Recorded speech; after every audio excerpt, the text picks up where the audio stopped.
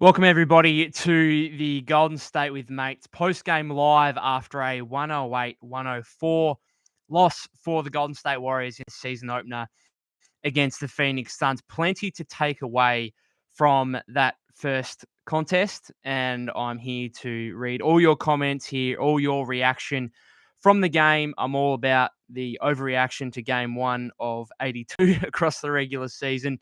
But as I said, plenty to take away, so much to get into. So looking forward to reading your comments, and I will as soon as they come through here. So early thoughts. I mean, this game kind of went completely the opposite to what I thought it would.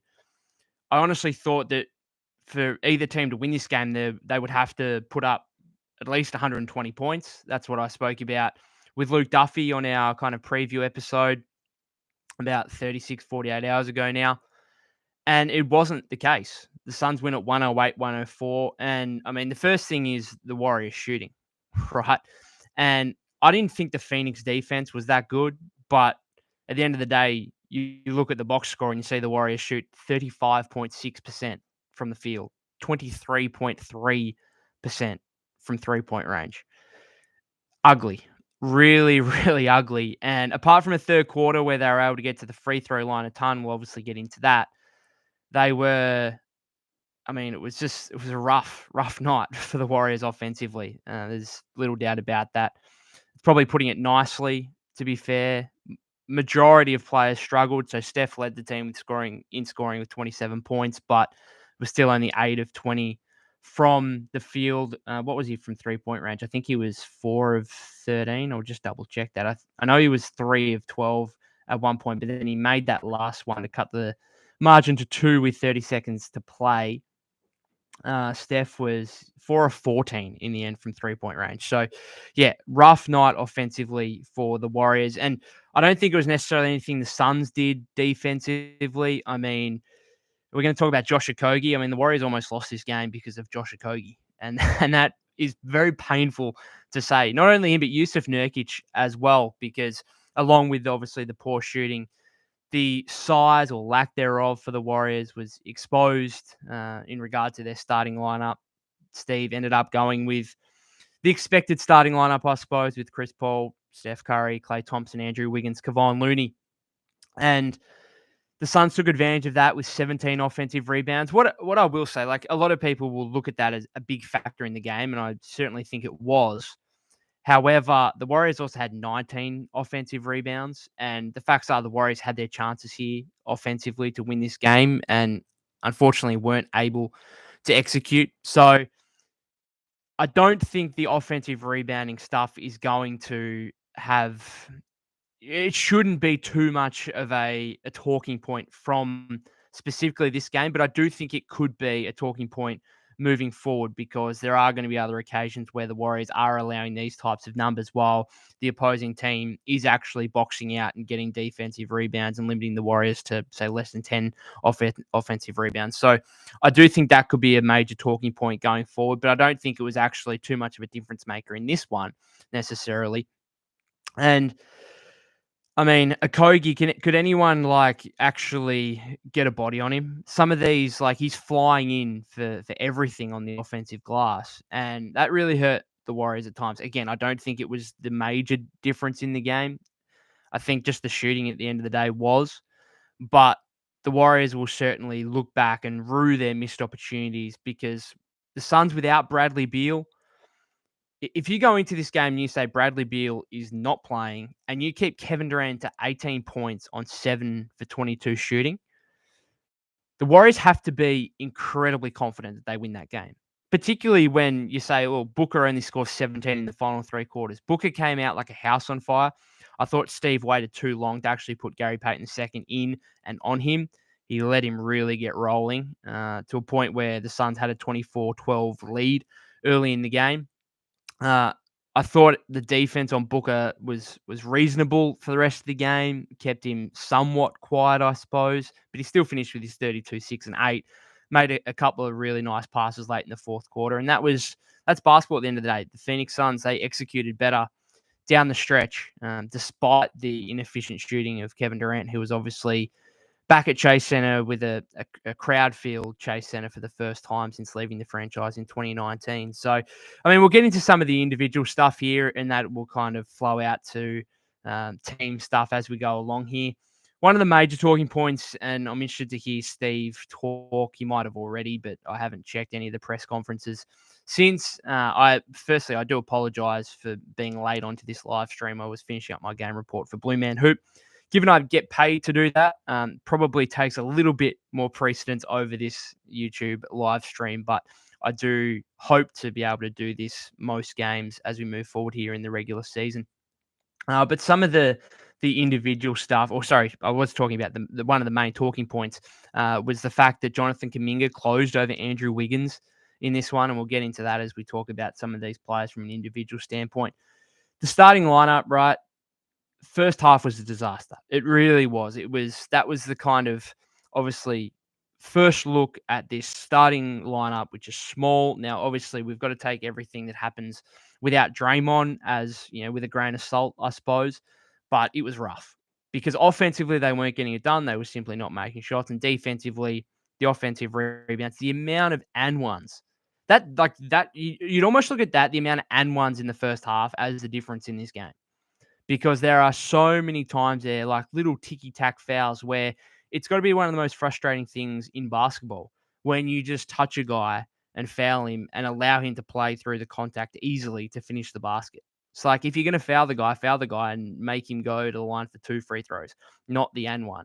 And the Suns had a multitude of and ones. It started Suns' first possession was Nurkic down the lane. Wiggins touches him with one finger on the hip. Now, you could probably look at the ref and say, do you really need to call that first possession? But you shouldn't be putting yourself in that scenario if you're Andrew Wiggins. You either foul him hard and make him go to the line for 2, or you just let him have the layup. Like, pick your poison, but don't do what you did and give up an easy and one. I think Wiggins gave up another and one on a KD 4-point play late in the second quarter. I mean, let's go through the game chronologically. So, as I said, the Suns get out to a 24-12 start.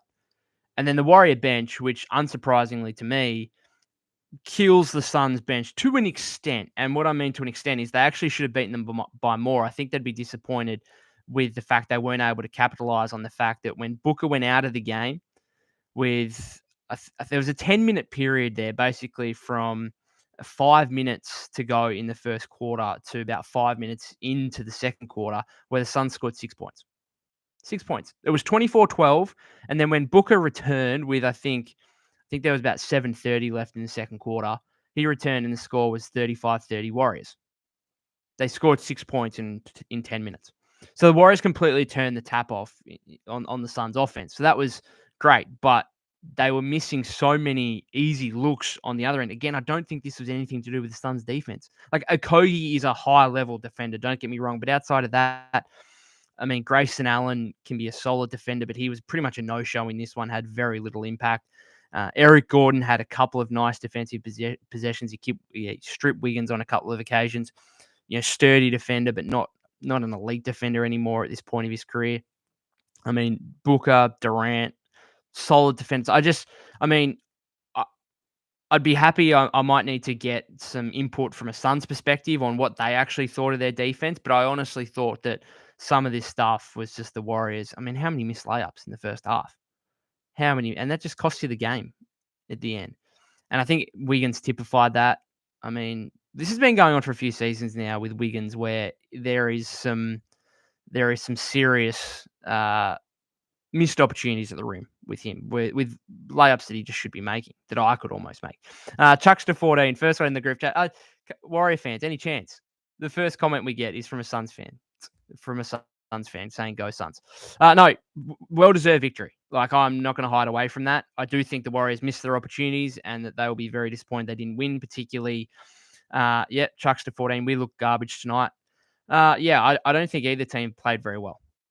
Durant goes 7 for 22 from the field. And that was one thing Luke and I spoke about in our preview, was the fact that with this Warrior starting lineup, you're going to have Klay Thompson guarding Kevin Durant. Well, Klay actually did a good job. Like, we were laughing about the fact that was the matchup going into it. And I assumed that KD was probably going for a minimum 25. And so to keep him to 18 points, 722 shooting, again, the Warriors would think we do that, we win the game. And yet they lose. And so this is like a big missed opportunity. Now, at the end of the day, it's game 1 of 82. There's no need to overreact too much, but it's disappointing nonetheless. Uh, Chuckster14 says, knowing CP3 was on the floor really had me nervous. So let's talk about Chris Paul in his Warrior debut, right? So bad first half, albeit he was part of the bench unit that got the Warriors back in the game. And that's the whole point, right? Is that now when Steph Curry sits, the Warriors actually look like a competent NBA team, which for a lot of the last decade, and particularly the last few years, where, there's no more Sean Livingston and there's no more Andre Iguodala kind of thing, or at least Iggy close to his prime, the Warriors have, a bench unit that really struggles. And if they can, go even like plus minus of 0 in those non-Steph Curry minutes, that's a positive. Well, they were actually better than that, right? So what was Steph plus minus in this one? Just double checking. So Steph plays 30 minutes, nearly 31 minutes. In foul trouble, obviously played more. Otherwise, he was a -9. So the Warriors were a +5 with Steph Curry on the bench. That's a major positive if you're the Warriors. Another major positive, you bring Chris Paul in, turnover issues. Now, Chris Paul had his own turnover issues in the preseason. And again, this is only game 1, but the Warriors had 6 turnovers in the first 3 quarters. Really good.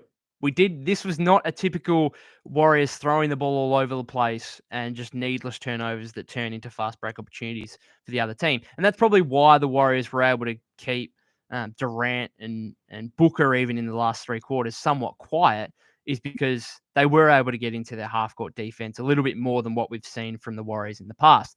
Chuckster says, that's what I saw tonight. The bench actually came back and took the lead. Dario was an impact player tonight too. Yeah, Dario Saric was good. There's some issues with him in terms of being able to finish around the rim at times. Like, he's obviously not a power athlete that's going to go up and dunk stuff. And I do think when there's heavy contests from the opposition big, he can struggle at times to kind of finish through contact or around contact. So there's some stuff there that needs to be ironed out. I do think that I would like to see moving forward, I would like to see more CP Kuminga pick and roll with Saric spaced out on the perimeter than CP Saric pick and roll with Kuminga spaced out on the perimeter.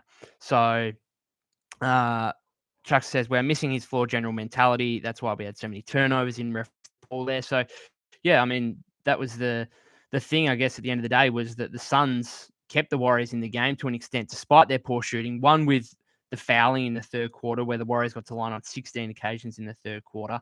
And they ended up having 19 turnovers to the Warriors 11. So the Warriors had some down the stretch, which were disappointing, like 5 turnovers in the fourth quarter. But like overall, you'd have to say like Chris Paul a success in his first game.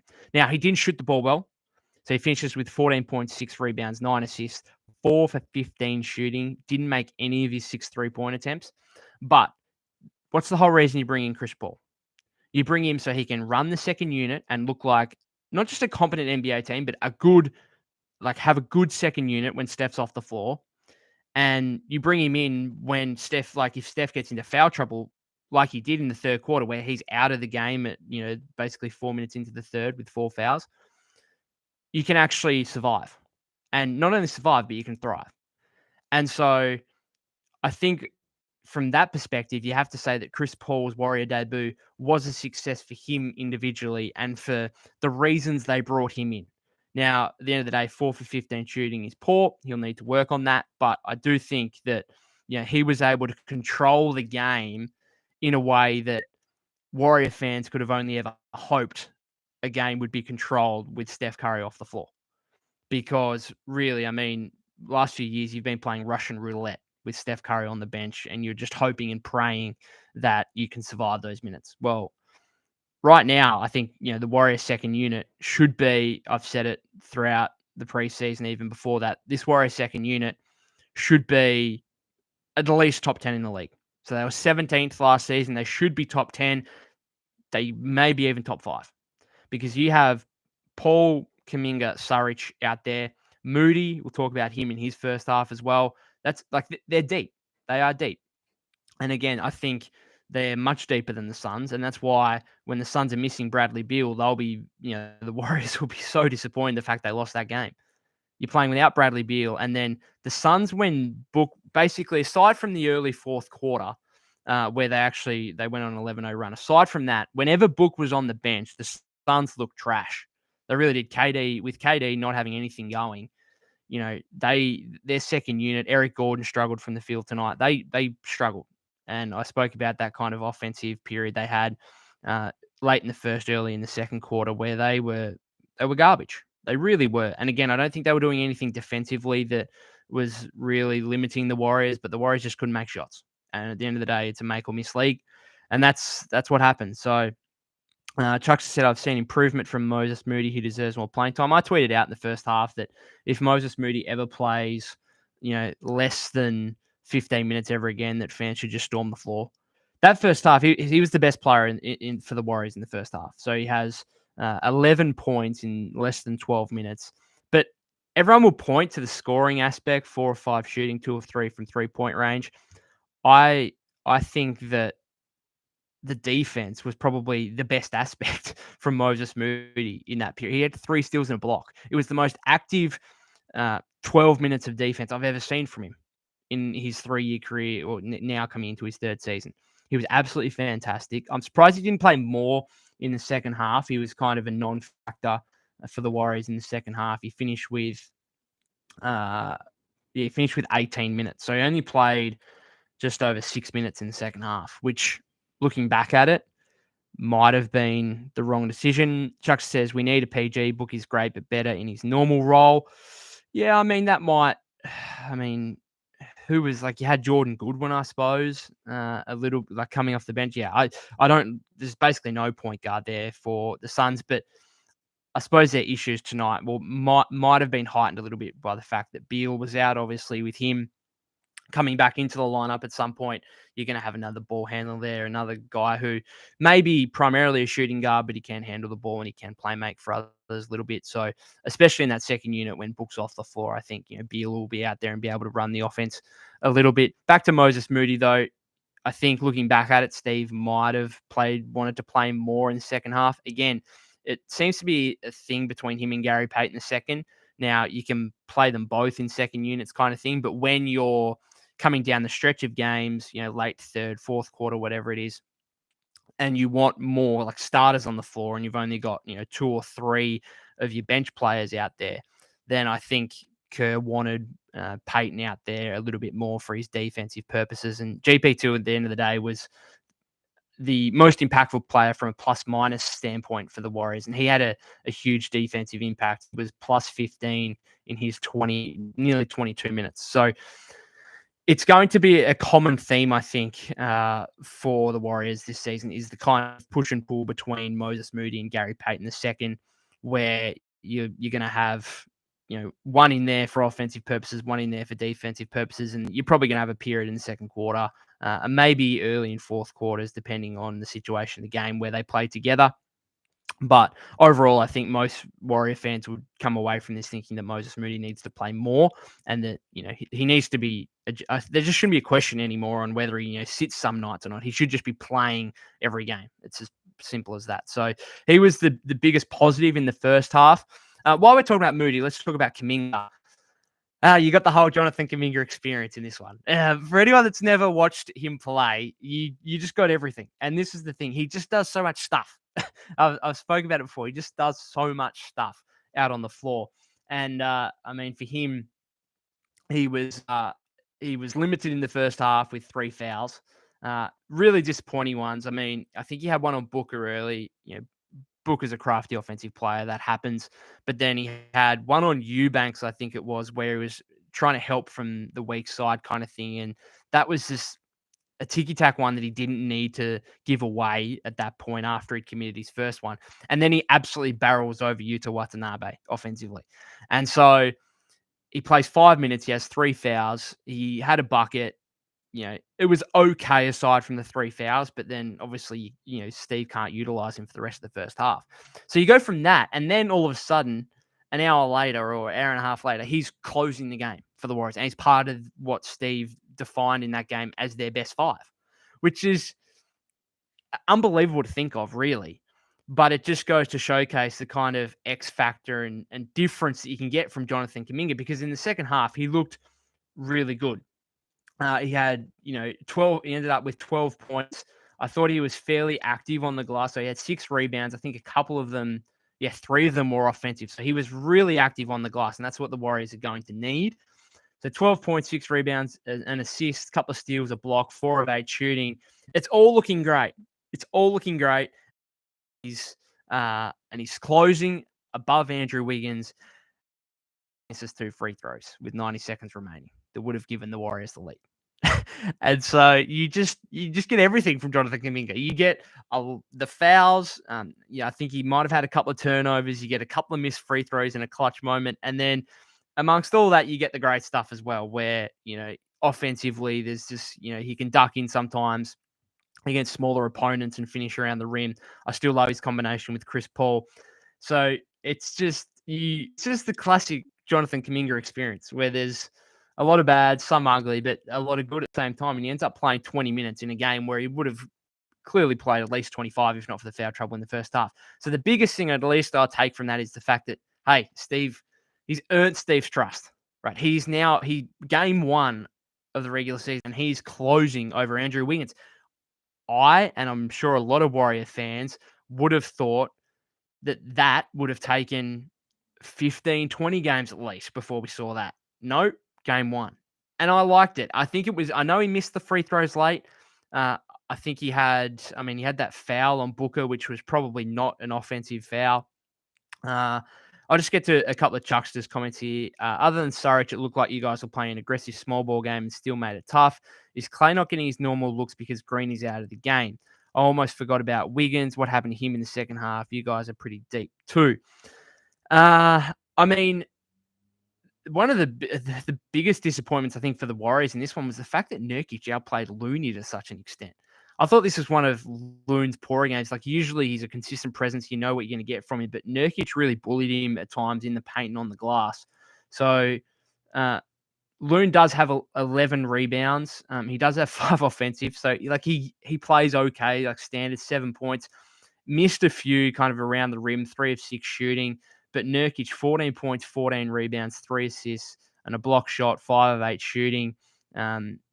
I thought he was, he really got the better of that Loon matchup. And I think going into it, the Warriors would have hoped that would have been the other way around. I was impressed by Nurkic. I'm not a fan of his at all, but I think he made the Warriors look small. And the Warriors would have been going into that game thinking, no, we can get away with it a little bit because Loon will be, a constant presence on the glass. But, Nurkic, I think, got the better of that battle. In terms of your Clay question, Clay, funny game, because a lot of people will look at the disappointing shooting numbers, the fact he only has 12 points. It's a continuation of what we saw in the preseason, which was incredibly disappointing. He shot less than 30% from the field in preseason. So he finishes with 15 points, 6 for 18, 3 of 11. Ugly offensively, don't get me wrong. And in answer to your question in terms of he's not getting his normal looks because Green is out, that is probably a factor. I think that's a good point. The other factor is I'm not sure, just like physically, athletically, we've heard during the offseason is the fact that he looks great physically and athletically. I don't see it. I'm sorry, I don't see it. And when he's coming around off screens and stuff like that, it's just not the same. Crispness is the word I'm going to use, like the same crispness in terms of coming off screens, catching the ball and firing.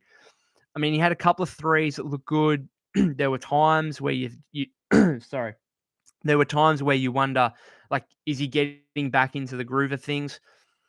And then ultimately it just doesn't happen over the course of the game. So there was at one point, I think he was 5 of 12 at one point, I think in the third quarter. And I thought to myself, hey, if he makes his next couple of shots here, then all of a sudden he's like 50% from the floor. And I thought his defense on KD was great. And I was a little bit bewildered by the way that KD was working offensively on Clay, because he was basically just posting him up and then trying to make plays from there. I think that's completely the wrong move, because if Clay wants one thing, I think it is for players to post up on him, because he's a better post defender than he is a perimeter defender at this point of his career with injuries. He's a sturdy, strong perimeter defender. So he's basically everything KD was getting was fadeaway jumpers.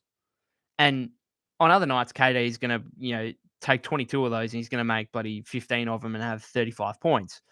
But as a defense, that's ultimately what you want to do, really, is trying to make things as tough as possible for him. Don't give him any cheap ones. He got to the free throw line a couple of times, but not an exorbitant amount.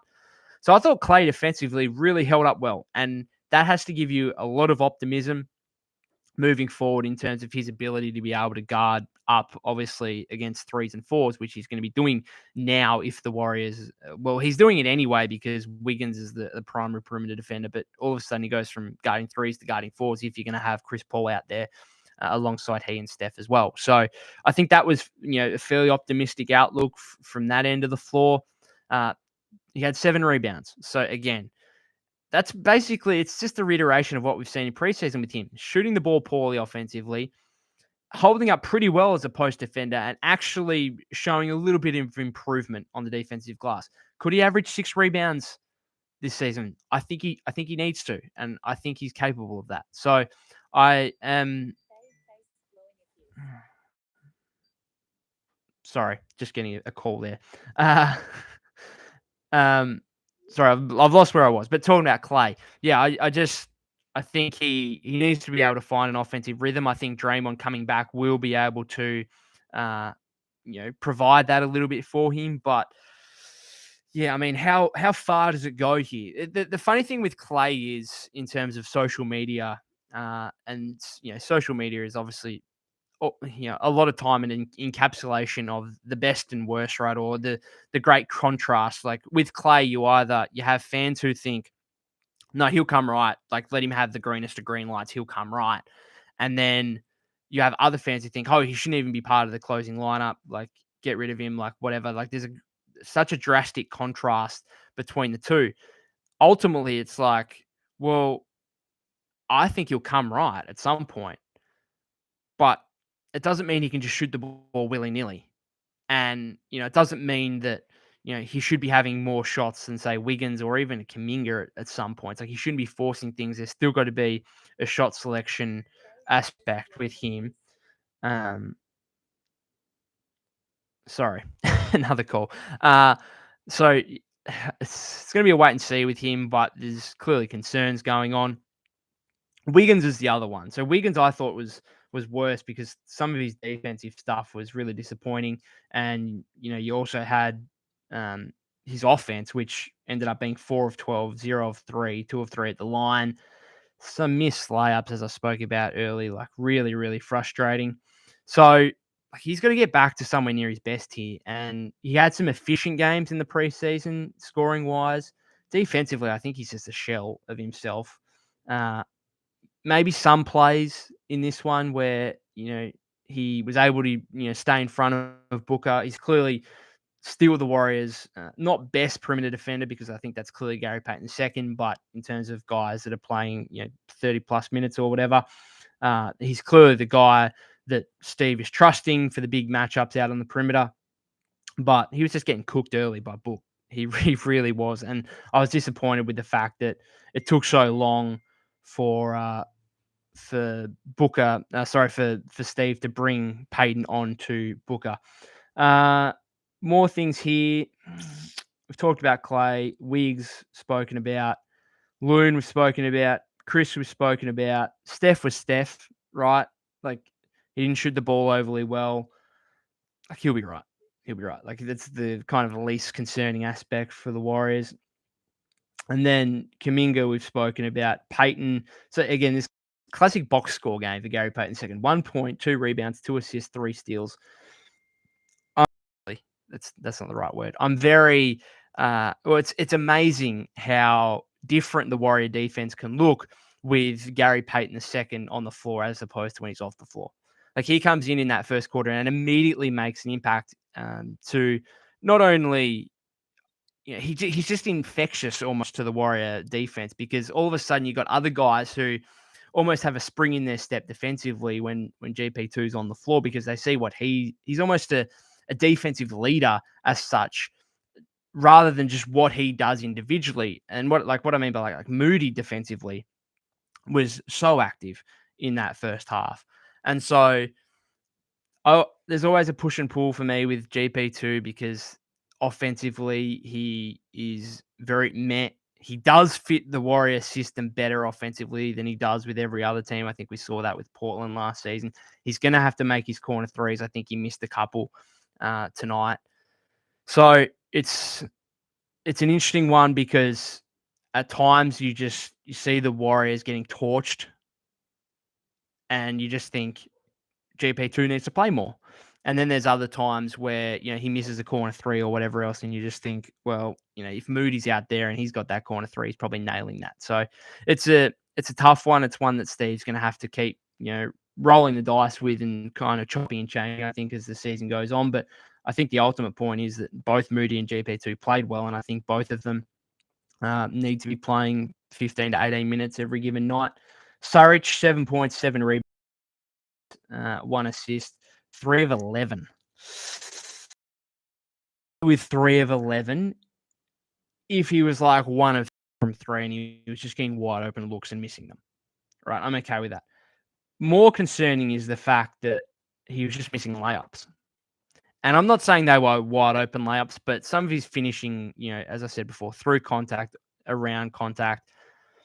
I mean, some weren't even hitting the rim. Like, he was just throwing the ball up on the backboard. So that was a tough watch at times.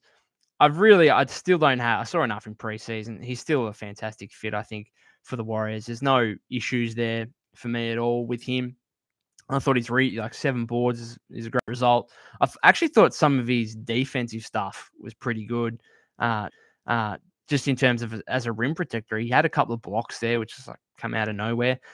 So that was handy, but otherwise a solid game. But the 3 for 11 does stand out a little bit. I still think he'll be part of a Warrior bench unit that will ultimately be very, very good this season, and that is probably going to win them a lot of games. It should help win them a lot of games on the road. I suppose that the big pessimistic outlook on this game is the fact they start 0-1 with a home loss, and now they've got 7 of the next 8 games on the road.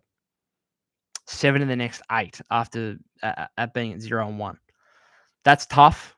Starts with the Kings on Friday at Golden One Center. That's going to be tough. There's little doubt about that. So, yeah, I mean, what are we going to see here? We don't want to see another 3-7 start like last season. It's hard to read what it's hard to read into what you saw tonight, because I think ultimately you look at the shooting percentages and just think they're not shooting 35.6% from the floor again. Like, they're not shooting 23%. I mean, they will a couple of times, but not consistently. So I think you look at that and you think, yeah, you get your offense back to 45, 50%. I think you have to love the fact the turnover issues weren't there, and that seems to be a significant difference with Chris Paul coming in. That's a positive. I mean, some people might say, oh, well, you're not going to get 6 turnovers in 3 quarters again, so you should have taken advantage of that. Maybe that's the case, but I think ultimately there was enough there to not be too down and to not overreact too negatively to this game. There'll be fans on social media that will do that, but, it was a much improved second half, and they should have ultimately taken advantage of their where they outscored the Suns 40-19. The first half was, the end of the first half, 31-11, the Suns. From that 7:30 mark when Booker came in, the Suns outscored the Warriors 31-11. That's the difference. Suns going 9-0 run to close the half. That's the difference, right? And it's a game of runs. It's a game of, it's a make or miss league, and ultimately, the Suns executed better. I think they deserve the win. I thought the refereeing was actually decent. I mean, there are a few calls, the Kuminga one on Booker, where I always get frustrated with those ones because, real time, I get why you call it kind of thing. But then Steve Kerr challenges, you have the opportunity to go to the review and have a look at it, and you still keep it as the same call as on the floor when the callers and whatever else are saying, no, that should be overturned. That's more frustrating sometimes than other, bang bang plays that are 50-50, which, could go either way. So I thought the refereeing was, ultimately pretty good. Yeah, yeah, not really too much else to take away from this one. Disappointing result, but I don't think there's any need to be too negative. Uh, is there going to be a size issue? Yeah, absolutely, but their offense should be much better than what it was tonight, and it was actually the offense that ultimately lost Golden State the game. Quick thoughts on the Lakers Nuggets matchup. Uh, I mean, Nuggets just got the job done. I always find it difficult to see a rival team going into the reigning champions building on ring ceremony night and winning. We saw that the Warriors started off 3-7 last season, but they beat the Lakers fairly comfortably in their season opener on ring ceremony night. There's just the vibe and the energy in the crowd and everything like that is just, I mean, it's too much to overcome, I think, at times. And the Lakers fought hard. The interesting thing for me there was the fact that like they're still semi-reliant on LeBron James. Like he went out in the first quarter, and in the final 5.5 minutes of the first quarter, the Lakers scored 4 points. That would be concerning if I'm a Laker fan. AD, Anthony Davis. New NBA, same Anthony Davis. New NBA season, same Anthony Davis. 17 points in the first half. Goes toe-to-toe with Jokic, who had 19 in the first half. They were kind of both cooking each other on the offensive end. And then you have 0 points in the second half.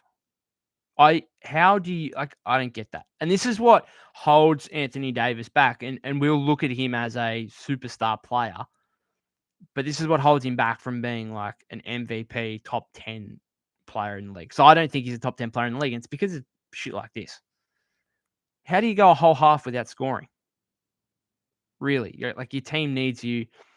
Jokic, I think, is an improved defender, but he's not a great defender by any means. I don't understand. And this is what like Anthony Davis does on a regular basis. He can just go missing in games. He had a really good second round series against the Warriors in last season's playoffs, but there were still times where he just went missing and just completely evaporated almost from the game and had very little to no impact. Like, I don't know how a superstar does that, to be honest. So disappointing game from him, or disappointing second half from him.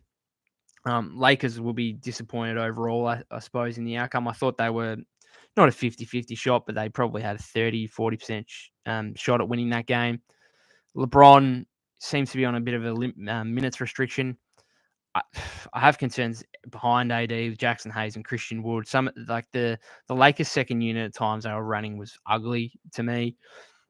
Again, when LeBron was off the floor. So Nuggets, I have concerns about their second unit because I think Warrior fans will know full well that if you're a reigning champion and then you're kind of putting the pressure on young guys to really carry your second unit the following season, things don't always pan out that well. And we saw that with Golden State last season. And I think Mike Malone and the Nuggets are really putting an onus on their young players to step up in that second unit and really lead the way. And there's got to be some question marks there. I don't think Denver necessarily is good as what they were last season. However, that starting five, Jamal, KCP, MPJ, Gordon, Jokic is still, I think, the best five in basketball. So they're going to be not impossible to stop. They're going to be very hard to stop. But anyway, we'll finish it up there. Nearing on 40 minutes. I'll go and do some more writing for Blue Man Hoop, the articles that we published tomorrow AM American time. Thanks for everyone that tuned in. Thanks to Chuckster14 for coming in and giving his thoughts and reaction to the game. Again, congratulations on the win. I think well-deserved. Phoenix, just a slightly better team tonight. I don't think they should have been. The Warriors will definitely be disappointed with the opportunity that they missed out on there. But two teams that should improve off that performance and hopefully be top 4 seeds in the Western Conference moving forward. Other than that, guys, you can follow me at POK252. That's POK252 on Twitter or X, whatever Elon's calling it. Otherwise, you can leave comments on the YouTube channel. Follow us on Apple Podcasts and Spotify as well. Looking forward to the next post-game live, hopefully on Saturday, my time, Friday night, American time, as the Warriors face the Kings at Golden One Center. So looking forward to that. Hopefully the Warriors can get their first win. Cheers.